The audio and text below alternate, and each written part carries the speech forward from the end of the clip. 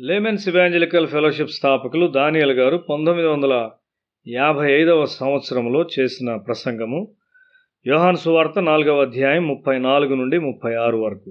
యేసు వారిని చూచి, నన్ను పంపిన వాని చిత్తము నెరవేర్చుటయు ఆయన పని తుదముట్టించుటయు నాకు ఆహారమై ఉన్నది. ఇంక 4 నెలలైన తరువాత కోతకాలం వచ్చునని మీరు చెప్పుదురు గదా. ఇదిగో, మీ కన్నులెత్తి పొలములను చూడుడి, అవి ఇప్పుడే తెల్లబారి కోతకు వచ్చియున్నవని మీతో చెప్పుచున్నాను.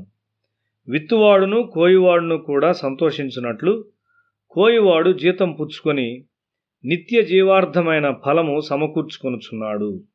ఇక్కడ 2 రకాలైన ప్రజలున్నారు. ఆత్మ సంబంధమైన స్థితిలో జీవించువారు మరియు ప్రకృతి సంబంధమైన స్థితిలో జీవించువారు. ప్రకృతి సంబంధమైన స్థాయిలో జీవించున్నవారు ఆత్మ సంబంధమైన స్థాయిలో జీవించున్న వారిని అర్థం చేసుకోలేరు.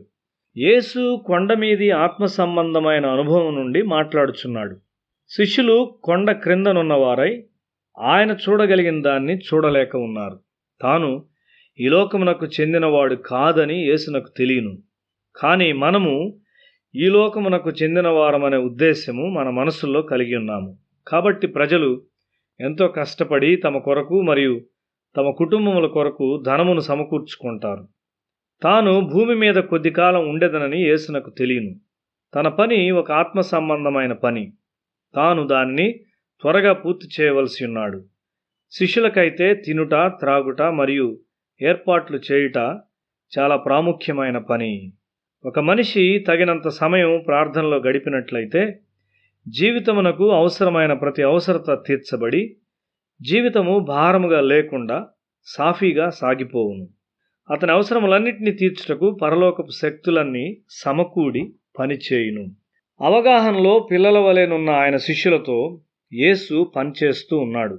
ఒక దినాన తన జీవిత లక్ష్యాలను పోగొట్టుకొనిన ఒక స్త్రీకి యేసు సహాయం చేస్తున్నాడు. ఆమె జీవితంలో లక్ష్యమే లేదు. ఆమెకు జీవితము అర్థము లేనిదిగా ఉన్నది. ఆమె కేవలము పాపములో జీవిస్తూ తనను తాను నాశనం చేసుకొనబోతూ ఉన్నది.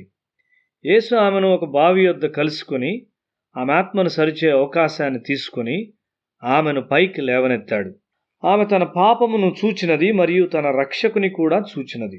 ఆమె వెంటనే యేసు చూడగలిగిన దర్శనాన్ని చూడడానికి లేవనెత్తబడింది. ఆమె తన నీళ్ల కుండను మరియు తన సాధారణ పనిని విడిచిపెట్టి ఆత్మలను వెదకుచూ వెళ్ళినది. వచ్చి మెస్సియాను చూడండి అని ఆమె చెప్పింది.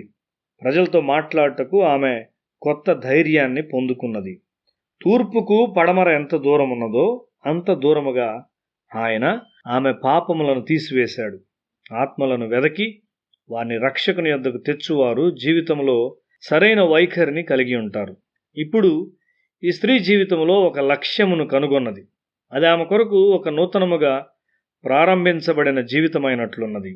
ఆమె అంతరిక్షములోని ఉల్క వలె తనను తాను కాల్చుకొనక ముందు యేసు ఆమెను మరలా కక్షలో పెట్టాడు.